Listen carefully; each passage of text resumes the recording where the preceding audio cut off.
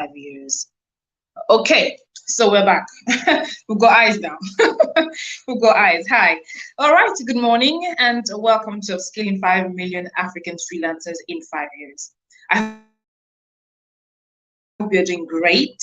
Last week, Wednesday, was we couldn't gather because we had a holiday session on Monday, which was quite intensive and it was educational, and a lot of people learned a lot of things, and a lot of people got to understand the meaning of what we're really doing here. So, but we're back this week and we're back next week again. Okay, so good morning once again. My name is Ogemark. If you are just joining us, if it's your first time, and this is Upskilling 5 million African freelancers in 5 years. That is the goal. It is powered by SourceIn Business, and we're all over on social media. We're on YouTube, we're on LinkedIn, we are also on Facebook. So wherever you see the link, do join in the conversation, drop in your messages and ask our guest your questions, and he'll get to respond to you as time goes on. So yes, as I said, it is Upskilling 5 million African freelancers in 5 years. It is powered by SourceIn Business, and we are live right now. Of course, it's going to be an exciting 1 hour. We'll be having great time, great conversation, answering your questions, and just making sure that you understand exactly what we're doing and what the goal really is. Okay, so wherever you are, welcome all over. I have this one here coming in, Adebayo. Oh, hello, Adebayo. Ayodele. Good morning to you too, and thank you so much for joining us. Please share the link wherever you are. You can share it on your contact list so that they know exactly what's going on here, what we are doing here. And so yeah, okay. All right, so we'll go into our conversation today. And we have a guest today. Our guest is someone different. He hasn't been on the show before. This is first time, but he is a mentor to the founder of SourceIn Business. Hi, Miko Ristan. Thank you so much for joining. He's always so punctual, always here supporting this good work. Okay, so his name is Dr. Khalid Fahad, and he is an experienced education and business consultant. He is based in the UK. Interestingly about Dr. Fahad is the fact that he was a Nigerian dean in a Nigerian university for a while before he relocated to the UK. And now he's also very passionate about education. He's passionate about learning a skill and developing yourself. And he will be talking to us from the wealth of his knowledge about his skill, acquiring skill, and everything you need to know surrounding all of that. As I said, it's Upskilling 5 million African freelancers in 5 years, and we have an expert in the house, Dr. Fahad, to share and teach us, because we'll be learning a lot of things today. All right. Good morning, Dr. Fahad. Good morning. Welcome to Upskilling 5 million. Thank you. Thank you it's very much. Good to have you. Thank you for honoring us with your presence. Thank you. I feel honored to be taking part. Sorry? I said I feel very honored to be taking part. Okay. We're glad to have you, sir. We're really glad to have you. Okay, so Dr. Fahad, I'm really curious. When I found out that you were dean in a Nigerian university for a while, yes, it was quite interesting to me. So this is the first question I'm going to ask. How was that? How was your experience like being a dean in a Nigerian university in this environment, Okay. Nigerian Can I start off How was that for you? Wow. Okay. Thank you. Can I start off by saying that I went to Nigeria first in 2011, and my experience was a very good one because I didn't start straight away with the university sector. I started with, for all things, the primary sector, nursery, primary, secondary, of which I knew very little because I've been a university man all my life. So I think I spent about 5 years, and it gave me a very good insight into the Nigerian educational system. But what was sad was that it was not a public sector, it was a private ownership. So, and the private owners there were dealing with clienteles that are very affluent, middle class, and so on, and wanted their children to be educated in the British standard or Canadian standard. So My purpose then was to build the school to a British center. And it was after that that Governor Dixon of Bayelsa State was headhunting for people to start a university for him. So my friend, who was a consultant called Mr. Theodoro from London, asked me if I would be glad to come to Bayelsa, and I did in 2017. So we founded the university, and I was the pioneer dean of the foundation school. Now, what is interesting is that the foundation school was set up to get people from the creeks. For those of you who know the history of Bayelsa and the Niger Delta area, it's a very troublesome area. So our purpose, therefore, was to get students from the creeks, as it were, students who've not been to university, schools for years, and get them through JAM and into the university system. That was my main task. So in the first year, very quickly to give you a history, very interesting, we recruited about 320 students, and we put them through JAM. Out of the 320, believe it or not, 280 got the requisite mark. Yes. Amazing. So the governor was so pleased. The governor was so pleased. He looked at me and he said, Dr. Fahad, I want you to get 1,000 students. Well, so the second year, we got 1,020 students. And of the 1,020 students, we got 890 or 95 through JAM with the requisite grades to go into any university in Nigeria. And in the third year, the numbers dropped a bit because of the political situation to about 600, 650. So my job was basically to get students with very limited education into a standard where they will be fit to go into the university. So it's been an interesting one. But can I say, I think we'll come back to this topic. The thing that really I learned very quickly is that what you need to set up is a process and a system like SourceIn in business is doing now, so that people will know it's not just freelancing per se, but you have to go through the routine of knowing what the requirements are. And so in the university system, what I myself learned is that system, the 3 S's, to make sure that the standards don't fall, the quality of the lecturers are in place, international collaborations carry on, and so on and so forth. So in sum, what I'm saying is that my 11 years in Nigeria taught me a lot about the educational system and how much needs to be still done to make Nigeria into one of the formidable forces in Africa. Wow, that's amazing. And I'm going to have to bring you back here on education. Now, seeing the fact that the education system in Nigeria seems, especially in the public sector, seems to be a little bit on shaky ground, considering the fact that there are a lot of things going on, from on equipped laboratories to salaries not being paid, to all kinds of the infrastructural instabilities. From your experience, from your opinion, what would you say is really the problem? Because it doesn't seem like the lack of educated lecturers or teachers are the problem. What would you say is actually the problem, or what can be done to resolve that problem? Okay. Can I say, I am a beneficiary of the British educational system. I was already in the educational system when the government here said to the universities, no more money. We cannot give you money we don't have. So all the universities had to go and look for extra funding, revenues. Okay. And I think in Nigeria, one of the biggest problems is that all the universities have taken it for granted that the government will continue to pump in money that doesn't exist. The government doesn't even have money for infrastructure. So I'm not blaming the universities, but I think I'm blaming the mindset. Because what has happened is that if you have, it's like NGOs, if you have a handout culture, people don't want to work. You understand? So the universities have become complacent. I'm talking about the leadership. They become complacent, lazy. They're not looking for outside. It's almost like it's anathema to say, I want to go and look for outside funding. I mean, of course, this doesn't apply to all the universities. Some of them have been very enterprising indeed.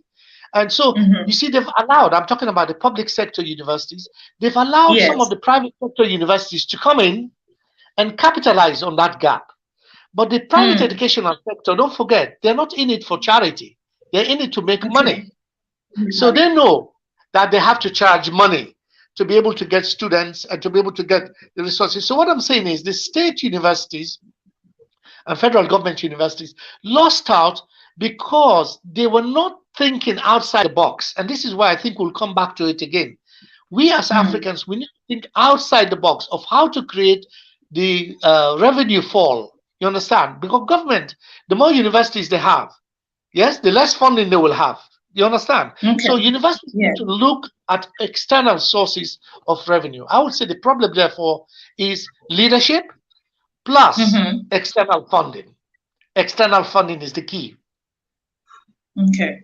Wow, that's quite insightful. Amazing. All right, so let's bring it back to remote work, to freelancing, which is, one of the reasons why we are here. All right, so, this is the age of remote work. And even, post-COVID, remote work for teachers in the academic sector saw the light. And many people were forced to learn certain and apps were being developed and introduced to passing on, information and education to students. Now, post-COVID, many students were taught via, various platforms online, no physical classes because of COVID. Now that we're in the age of remote work, what would you say are the opportunities available for, African freelancers who want to be global? Okay, I think a few months ago, Femi will testify to that. I made a statement that I lectured about 30-something years ago, and I said to my African students in the class in England, I said, one day they will come knocking on Africa's door because Africa has the youngest population in the world, believe it or not, even younger than South America. So let's start with that.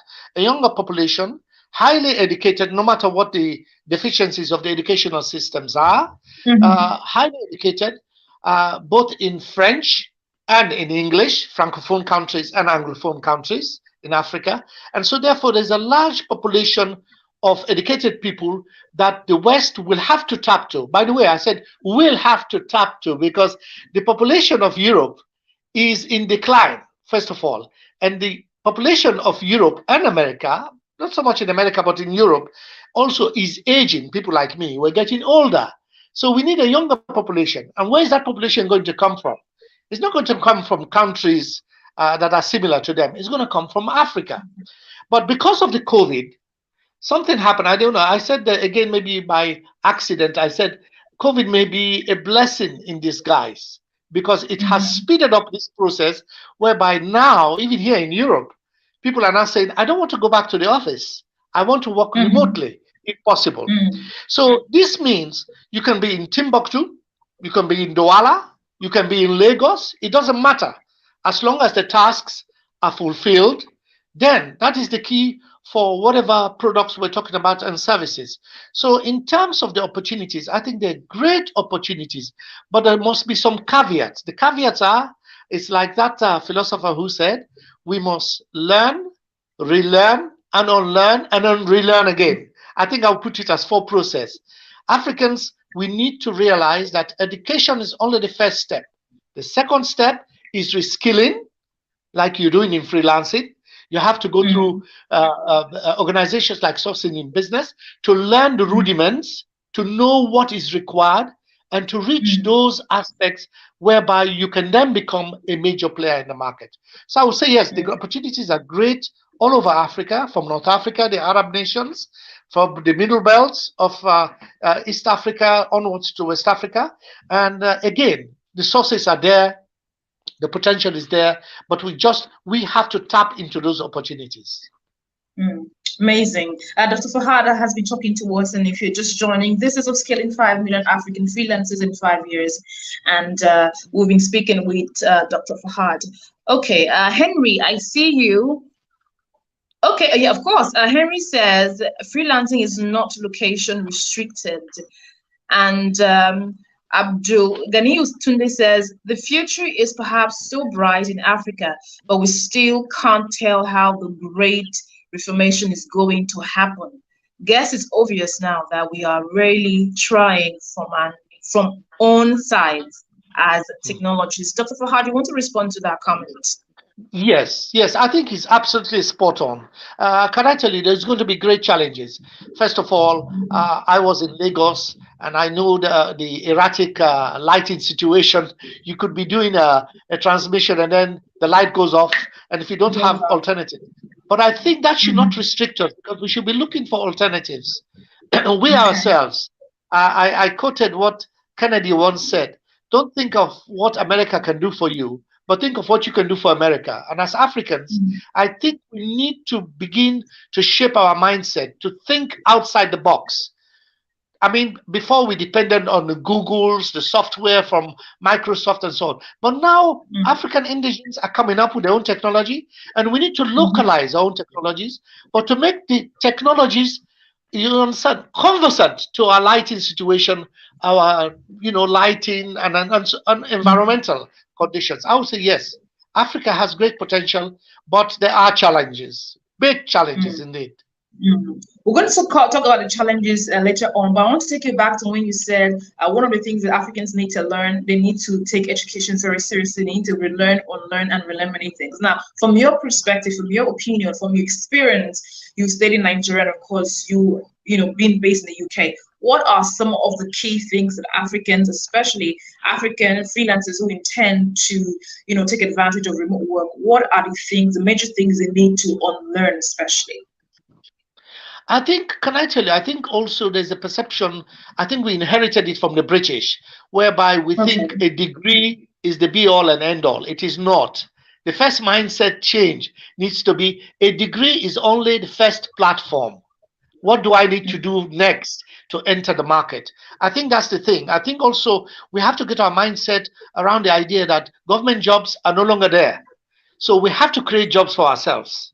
The youth, and Okay. that's why for me, I'm a great supporter of Femi, a young man like Femi, coming up with this kind of idea to retrain Africans, 5 million Africans across the continent to be able to take advantage. So I think it's mindset. I keep coming back to that word. Mindset is almost the Mindset. equivalent of attitude. The attitude that I have a first degree, so it makes me literate, it makes me Mm. capable of learning new things, i.e., ICT skills, i.e., carpentry skills, i.e., whatever skills that are required around the world to be able to cater to employment situation because the jobs are not going to be forthcoming and we are the ones to create the jobs for ourselves.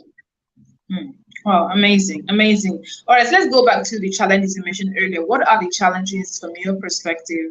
Do you think that African freelancers face daily? What are the challenges they encounter as they go on? Okay. Can I tell you? I don't know whether maybe when you introduced, I've just come back from Nigeria for the last 3 weeks, and I got a cultural Mm. shock. The first cultural Okay. shock is What was I the don't cultural have to shock? look at yes, I don't have to look at whether my generator is on or lighting is on. So I think that is a great challenge that we have to face. We have to find Mm. a way around this lighting problem. You understand, supply, because it is Mm. everything. It is everything because Mm. you cannot have technology operating. A technology is only as good as the power that sources it. So I'm saying that I think that's the first challenge we have. I think secondly, one of the challenges that we face, but it's been remedied now, thank God, is to find local software providers that will provide local Okay. solutions and not at exorbitant dollar prices or yen prices or whatever prices. So that's the kind of thing we're talking about.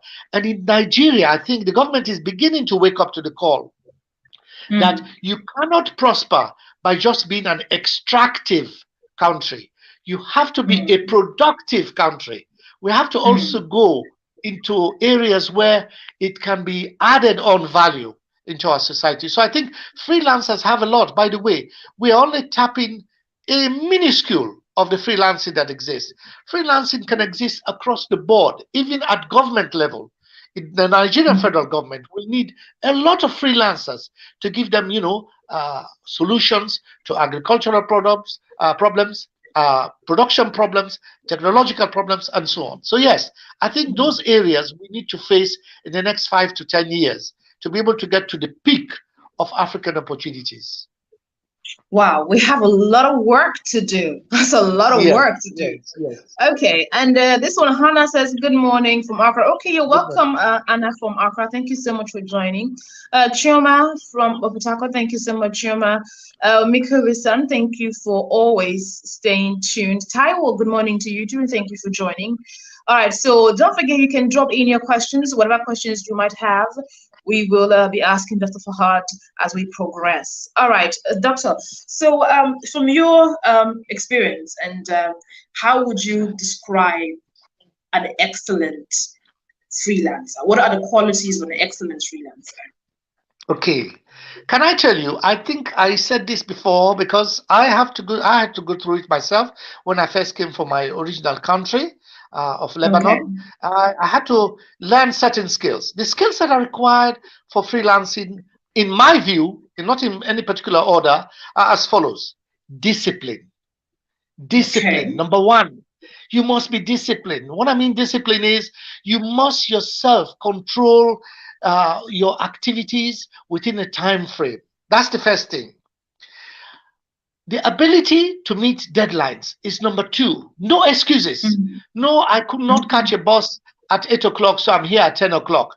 10 o'clock is not the same as 8 o'clock. I think that ability to meet deadlines, no matter what the inconvenience, is another second quality that we should imbibe in ourselves.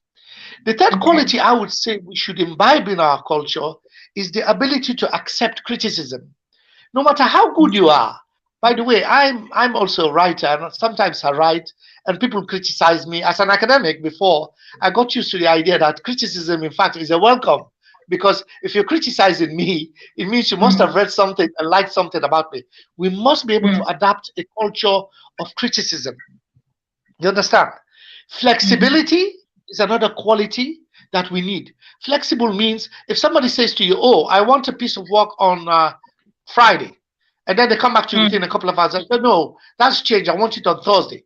You must inconvenience yourself to get that delivered on Thursday. The reason is if you deliver, that person has now become a customer for life.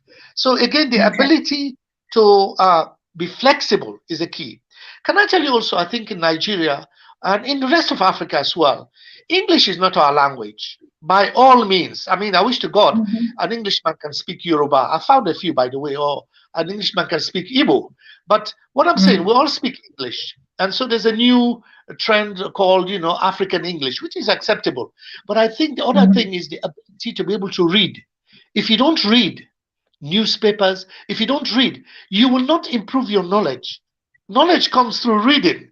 So again, I think Mm. we should develop this habit of reading, no matter what you read. You can read online, you can read newspapers, you can read whatever it is to be able not just to improve your mindset, but also to improve your Mm. grammar and the way you present facts. I would say those are the Mm. key skills that are required by any freelancer to become excellent, to become the provider of freelancing. Wow, that's amazing. That is Yeah. so amazing. Let's take more questions. This one says, okay,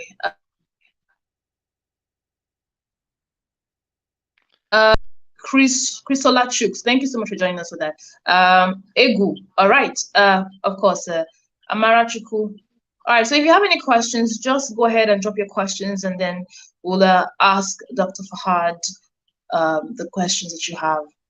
All right. So, other more questions. Okay. So, Doctor, from your view, what would you recommend? As a synergy that needs to be the African continent need to leverage on in order to be able to participate and to be the hub for our such jobs globally. What are these things they need to do? Now, you did mention, development. You did mention that the freelancer need to adopt certain skills, but what exactly can be done for the African continent to be the hub for our such jobs?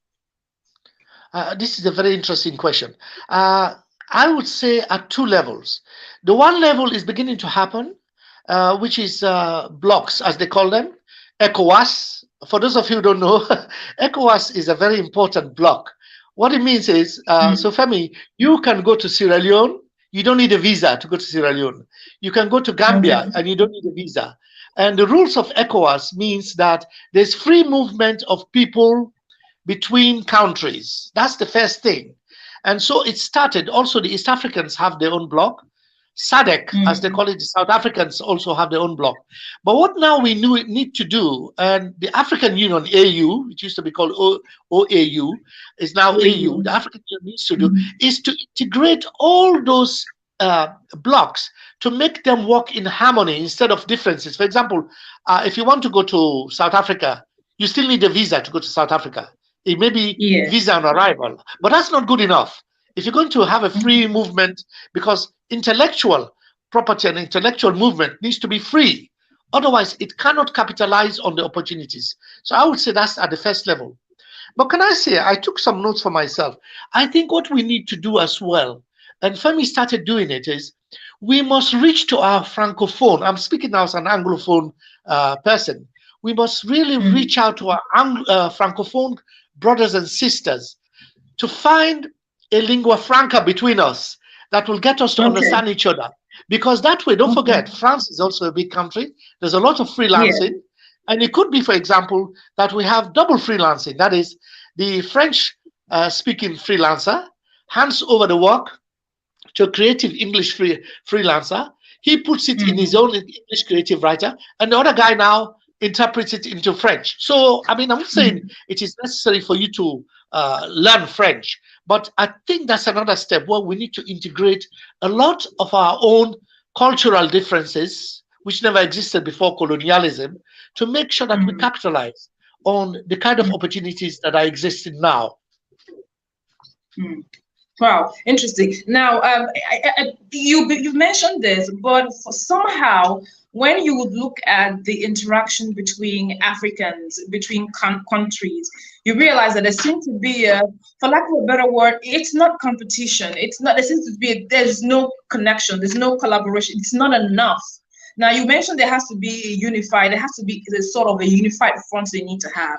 But aside that, what can they do to bridge the gap between these countries? Now, we have a lot of some freelancers who, when they come in contact with people from other countries, say a Nigerian, for example, comes in contact with someone from Kenya or Uganda or something, there seem to be reservations, vice versa. What would you say can be done to bridge that gap, apart from having the unified front, perhaps language? What would you say can be done to, bridge that gap and to, make it on a quite level?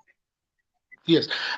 Can I tell you, as an elderly person, I know I look only 45, but as an elderly person, I'm really enthusiastic about how people like Femi, yourself, are breaking that barrier. I think it is you, the youths, that have to break the barriers. And you, the youths, that have to say, first of all, I'm a Nigerian first, I'm an African second, or I'm an African first and Nigerian second. I think when that attitude begins to prevail, I think Africa will become one. Because the youths, by the way, can I tell you, this is why people now in Nigeria, especially, I talk about Nigeria because that is my experience. In new Nigerian university, we're talking about international. International doesn't just mean foreigners. International means also Africans, other Africans. We bring in Francophone countries. We bring in people from Uganda, Kenya, and so on to come in and realize what Nigerian culture is, and vice versa. Nigerians going out to Kenya, Uganda, Malawi, and so on. So I think that kind of inter-university link is going to help a lot. By the way, university is one of the best places to break barriers. Can I tell you, please, I want to give you a very good example. When I was an MBA director here in London, I had a class whereby there was a lady who was very racist. She was very, very racist. And she was reacting against my African students. And the African students were beginning to react to her. So I called the African students and I said, you know what? You are ambassadors of your country. You must teach this lady that you have superior culture, not maybe superior to her, but you have far superior culture to any others around the world.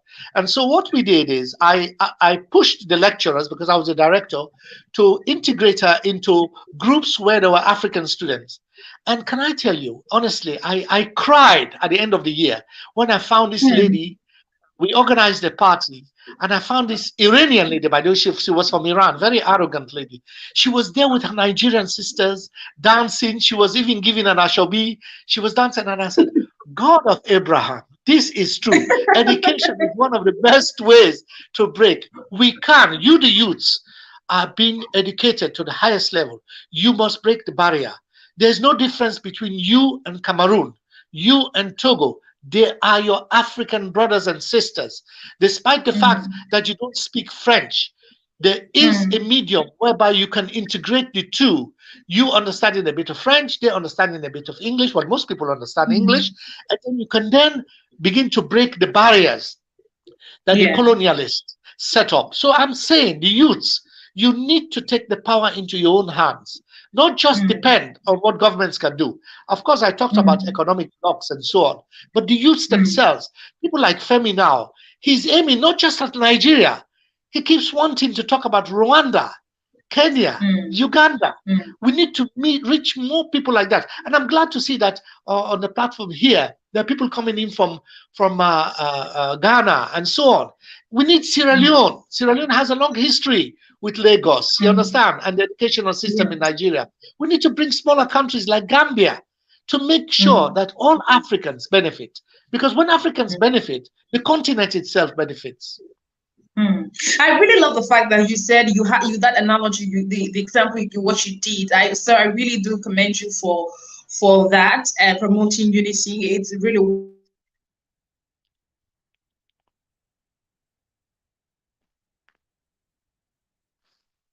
one. I still go back to the experience a lot of Nigerians face when they come in contact with other people. And I have seen people time and time again who go to other African countries to school, educated, of course. A lot of Nigerians go outside other countries to school. But there have been instances where these other Africans do not see other Africans as one. They don't see them as my brother or my sister. They treat them differently. They treat them in ways that is best imagined. Now, you have given a way that the Iranian lady was tackled. What would you say to Africans listening right now who are experiencing that? Should they tackle the same problem like the way the Iranian lady was tackled? Is that how they should deal with the matter? I think that's one of the ways. Can I tell you? I mean, African bias is caused by many, many things. First of all, can I say, Nigerians around the world are excelling. Listen, I am now in London, and I know 3 of my former proteges, young men, are now professors in universities. They're all Nigerians. They're making good inroads. In fact, there's not a person in the UK that doesn't know Nigeria. Of course, sometimes it's the bad aspects.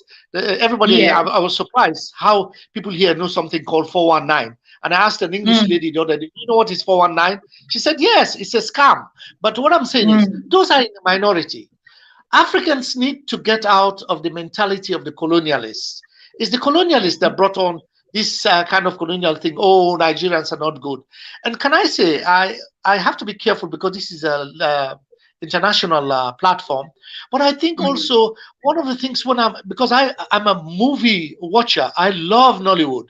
But what I don't love about Nollywood is the script writing is so poor.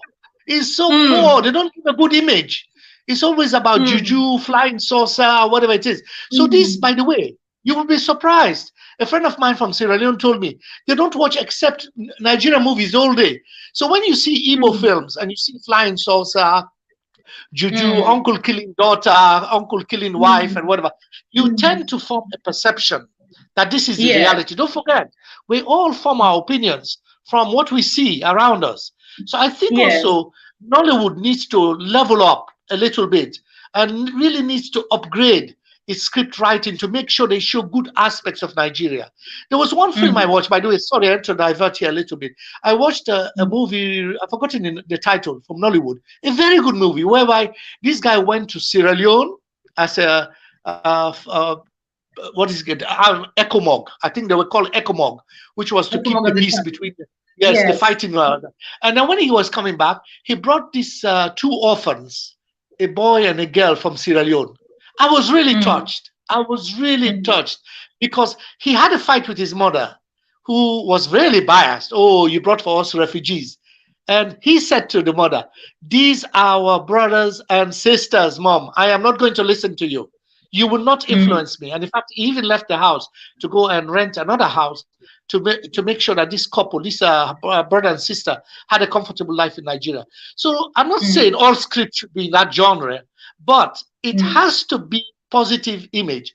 So in a sense, Nigeria has acquired this image, helped by the media as well. So we need to change that platform. And there's a LinkedIn magazine, of which you know very well. I'm sure there you can see a lot of positives about Nigeria. Not about the corruption. I'm talking about Nigerians making inroad in the United States, for God's sake, in the UK, in Germany, in France. Nigerians are excelling. Why are they excelling? Because when they go to countries where there are rules, regulations, order, they prosper because they know whatever they fight for, it is their reward. So I think again in Africa, maybe I didn't address this. It is reward for what you're worth, not who you know. And I think that's another cycle we need to break out. Wow, that's amazing. That is amazing. All right. Finally, what would you, in your view, you've known Femi for a while, you've understood the sourcing platform. Now, as a mentor on some SourceIn mentorship program, where do you see the platform in the next, say, 5 years?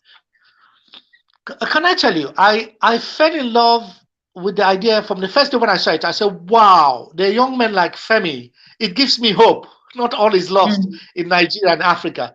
What Femi, I think from the first day, what he really sold to me was the idea that it is for Africans. 5 million, in fact, is ambitious. But when you look at it, in a continent of 1 billion people, of which 700 million are under the age of 35 or 40, I mean, you're talking about a great potential. So 5 million, in fact, would be like almost like 1% of that. So what I'm saying is, freelancing is a good source of income generation and employment. But with it go obligations. What are those obligations? You can only go those obligations by learning the principles through organizations like SourceIn in Business, whereby you learn the fundamentals. Because can I tell you, it's like coming back circular in our argument.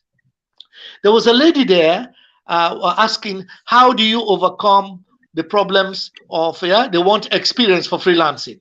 Well, you can start from somewhere. You can start from somewhere. You don't have to start from big. You can start. We can start from Nigeria. Nigeria is a big country. There are plenty of companies. It can be a small company looking for a way to promote themselves, and you write the script for them. You do the ICT for them and so on. So we can start. And that one is also skills acquisition. I think many of our graduates, they think they should come out and they should have 10 years experience. Of course, I blame employers. And I've written about this in LinkedIn as well, that employers should stop being so arrogant of asking graduates for 5 years or 10 years experience. You're not going to get it. You must give these guys, even if they have zero experience, you provide them with training programs that would. And for me, SourceIn Business is one of the best universities. I will call it almost a university, whereby you begin to learn the rudiments of what it is to be a freelancer. All the things I just identified. Discipline, making sure you reach deadlines, making sure that you improve your grammar, making sure that you accept criticism, making sure that you reach ABC at the given time. And then you become yourself a reputable organization, and then you then provide the opportunities for others to be able to prosper within Africa. Wow, that's amazing. We've been speaking to Dr. Fahad right here on SourceIn Business, this platform right here where we're upskilling 5 million African freelancers in 5 years. Okay, let's see. What other questions do we have? Olawale Olasode, I believe I got your name correct. I'm really, I'm sorry. Thank you for joining us. Emmanuel, thank you for joining us.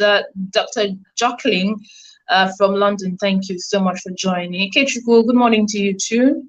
Tunde, let's see. Do we have more questions?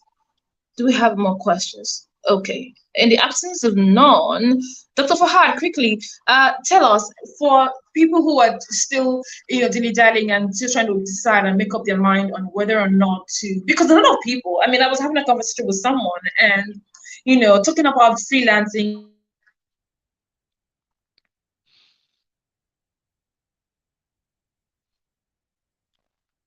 and wall, and still every day. and have an actual office, what would you say to such people who are still trying to decide on whether or not to tap into this new norm of remote work? Can I say, I think my experience from Nigeria taught me that people are very complacent about what Corona is. I think God has blessed Africa, by the way. The Africans are resistant to Corona, and the prediction of doom and gloom has not happened. Thanks to malaria, I think the malaria source, because everybody in Nigeria just pops in medication and says, I've got malaria, I've got typhoid. So Corona will naturally die. But seriously, if you come to a country like England, you will soon see that Corona is real. And in fact, here, they're fighting the move to force people to go back to work. People are saying, no, I don't want an office anymore. I want a choice of being able to work from home and to be able to work in an office. So I think we in Africa must get away from that mindset. It may not be a conducive environment to work in the house. And again, maybe entrepreneurs can see an opportunity here whereby they can create a big hub for freelancers to come in at what they call peppercorn rent. And maybe Lagos state government, for example, can be creative. I think our government just need to be creative, yes, in terms of what they offer, to be able to come in and offer the opportunity for freelancers to work either in-house, or if they don't have the opportunity to work in an environment where they have access to internet, where they have access to telecommunications, where they have access to lighting and so on and so forth. So I think, yes, a lot of challenges exist, but I, as a marketeer, we don't say challenges, we say opportunities. There's no such thing as a problem. Problems require solutions, and solutions are opportunities. You, the youths, I speak for myself as an aged person, you, the youths, must now go forward and not accept the challenges. You must accept opportunities and say, how do we overcome those opportunities? Wow, it's been quite an interesting session. Femi, do you have any words to add to what we'll go? You're smiling. Do you have anything to add to the conversation? Well, I'm just trying to, I'm enjoying the session, listening to the all the wisdom coming from Doctor, and I think I'm not surprised. It has always been like that, even our private sessions together. And what I would just like to add is this. We Africans, we have our own way of thinking and looking through situation. But there is one regular problem we have always had, or still have through the history, is that we don't negotiate our part right in dealing in global issue. Doctor has mentioned a lot of things about the attitude of Africans and the opportunity available in this era of remote work. Now, if you look at the topic of our program for today, our vision, talking about freelancing and mentorship, is actually to build a kind of a global, work hub, seated in Africa, serving, services, businesses, organizations around the world.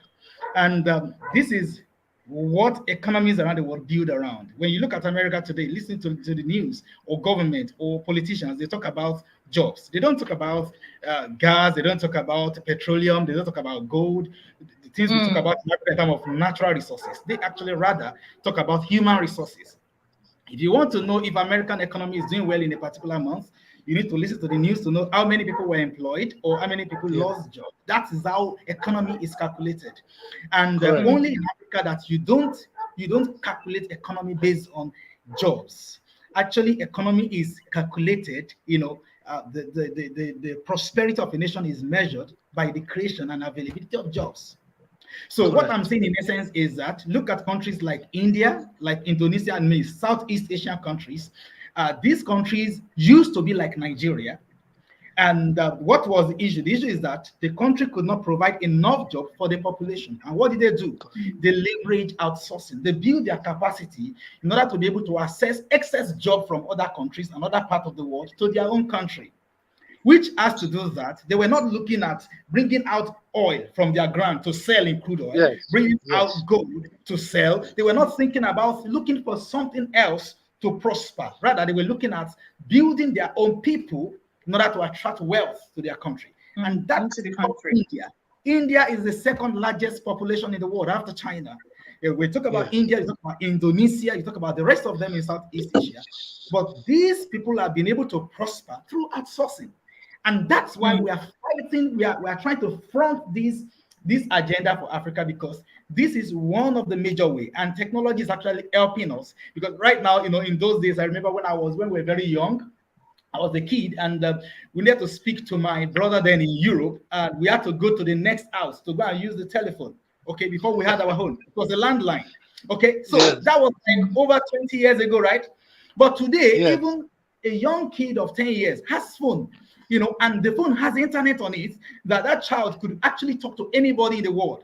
So things have changed, and Africa needs to wake up from that mindset of colonialism into a global understanding that the world is flat. We are all on the same platform through the help of technology. And so whatsoever is possible in America, in Europe, in China, could be made possible in Nigeria and the rest of Africa. And that is a mindset that led to the creation of SourceIn Business and the mentorship in freelancing. And if we are able to embrace that, like Dr. has said, 5 million in 5 years is actually small to what we can do, because this Africa has over 50 million youths that are jobless.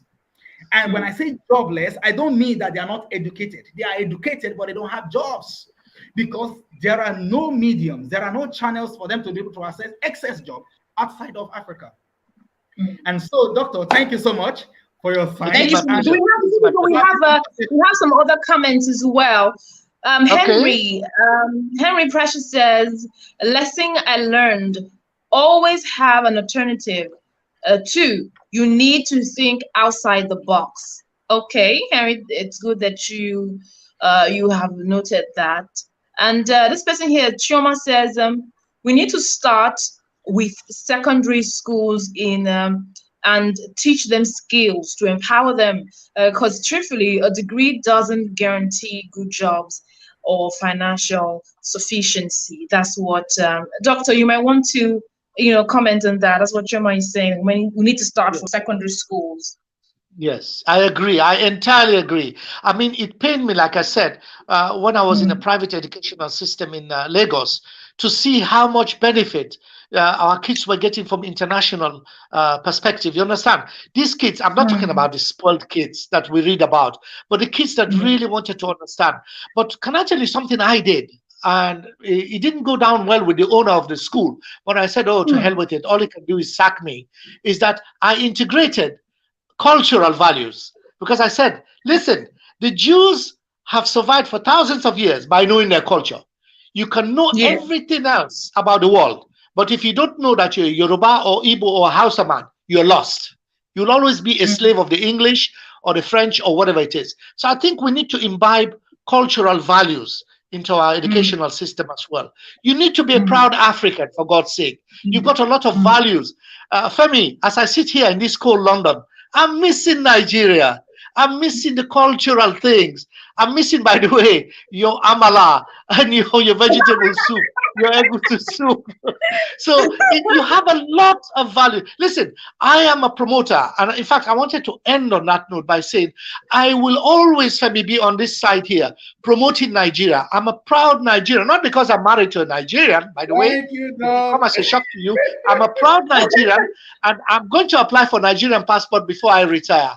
So it is a pleasure to push Nigeria, and the youths, you need to take the opportunity into your own hands, because Africa is a great continent, and I believe the beacon of hope, the beacon of light will only come from Nigeria, because Nigeria is the most populous in Africa, not because they're the biggest, but the most populous, and perhaps they can then spread the message through Nollywood, through integration of work, through going out to Kenya, Uganda, and so on, and making Africa a great nation. So thank you very much for giving me this opportunity.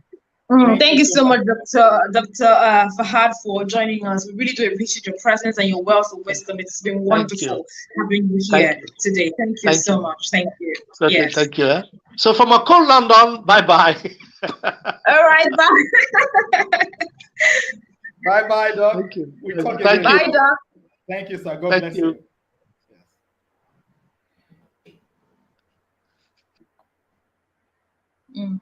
So this question: how do you overcome the challenges of organizations asking for years of experience? Oh, okay, it's a question that we probably missed. Like on the light of scams and fraud as well. Okay. Okay. That's about that. That's about that.